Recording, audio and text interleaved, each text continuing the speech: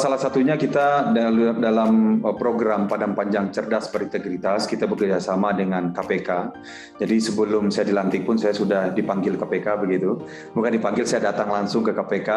Saya bekerja sama dengan KPK dan KPK pun melalui komunitas-komunitas yang dibangun seperti Saya Perempuan Anti Korupsi, seperti komunitas internasional transparansi internasional Indonesia.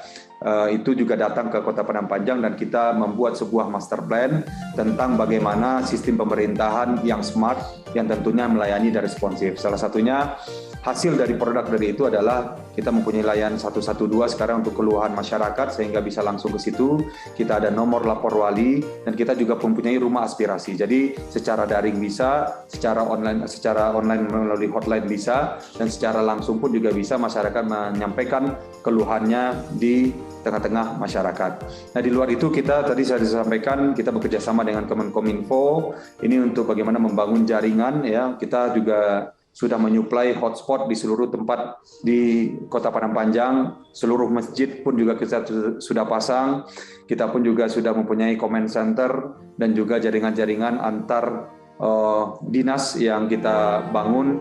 Kita mempunyai Udajang, Ultimate Daily Application of Padang Panjang, yang di sana itu merangkum semua aplikasi-aplikasi, baik itu Paduko ini tentang penilaian, Paduko ini tentang kepegawaian, dan juga ada aplikasi TPP tentang penilaian kinerja. Kita juga ada aplikasi absensi yang ini untuk mempermudah tidak lagi pakai fingerprint tetapi memakai sarana maps begitu, sehingga ini bisa betul-betul kita pantau. Kita juga ada serambi geospasial, di situ kita bagaimana menyusun satu data geospasial, bagaimana kita bisa melihat Padang Panjang seperti kita melihat Google Maps begitu ya, dan tentunya bantuan-bantuan ataupun sentuhan-sentuhan yang sudah kita berikan itu terdata dengan baik di situ.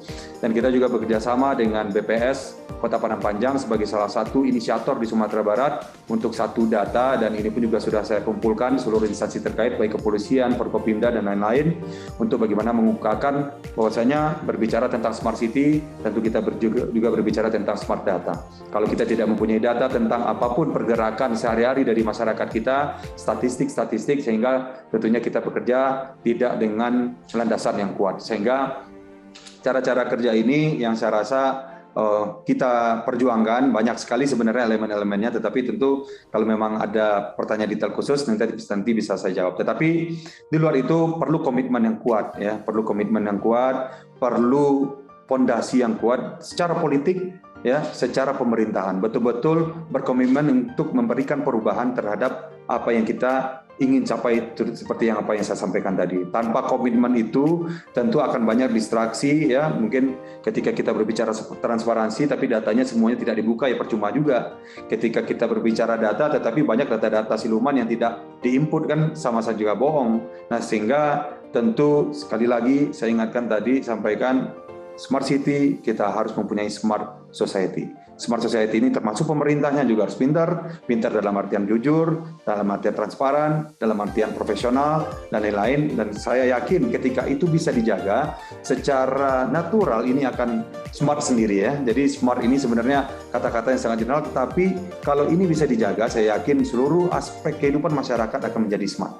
Dan tentu dimulai dari pemimpin dan juga legislator dan juga dari elemen-elemen kepemimpinan yang ada di Kota Padang Panjang. Dan alhamdulillah di tahun-tahun terakhir ini kita sudah mendapatkan hasil yang sangat luar biasa, baik dari bidang literasi yang kita gerakkan di pendidikan, kita mendapatkan Pustaloka secara nasional, baik di dalam pemeliharaan lingkungan dan lain-lain. Jadi ini kira-kira gambaran singkatnya, Mas.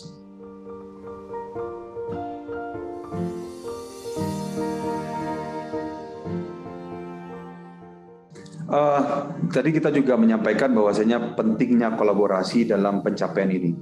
Kolaborasi ini tentu untuk menargetkan efisiensi dalam kita bekerja. Berbicara tentang finansial contohnya, akan sangat rugi ketika kita tidak bertransformasi secara digital payment begitu ya. Dan alhamdulillah kita selama ini sudah memakai sistem cashless di bidang pemerintahan.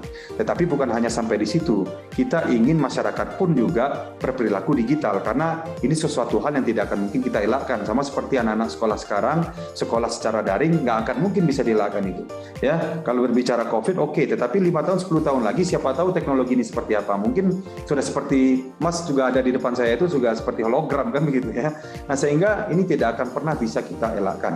Kita bekerja sama dengan BI, kita bekerja sama dengan OJK, malah kemarin kita juga menjadi pilot project dalam pelaksanaan digitalisasi pasar kuliner yang ada di Kota Padang Panjang. Alhamdulillah dibantu oleh OJK untuk jaringan internetnya dan juga bersama dengan Bank Nagari. Kita pun juga sudah bekerja sama dengan marketplace ya, baik itu Tokopedia, Blibli, ya kita sudah bekerja sama dengan beliau-beliau itu, dan kita juga bekerja sama dengan Gojek, kita bekerja sama dengan Bank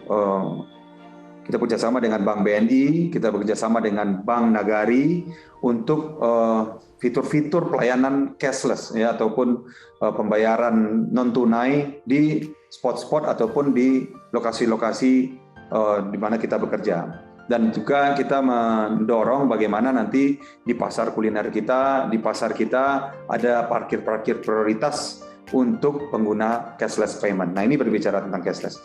Nah tentang aplikasi, tentang bagaimana sistem kerja ataupun sistem pemerintahan ini pun juga kita sudah bangun beberapa aplikasi seperti yang saya sampaikan tadi itu, Paduko, Serambi Geospasial, banyak sekali aplikasi-aplikasi yang kita bangun dan alhamdulillah menjadi percontohan juga bagi daerah-daerah sekitar di Sumatera Barat yang datang kepada kami. Ini untuk mempermudah dan mempersingkat birokrasi sehingga betul-betul masyarakat bisa datang dan juga sudah mengurus tata kelola administrasi lainnya melalui digital sehingga mempermudah dan mempersingkat waktu.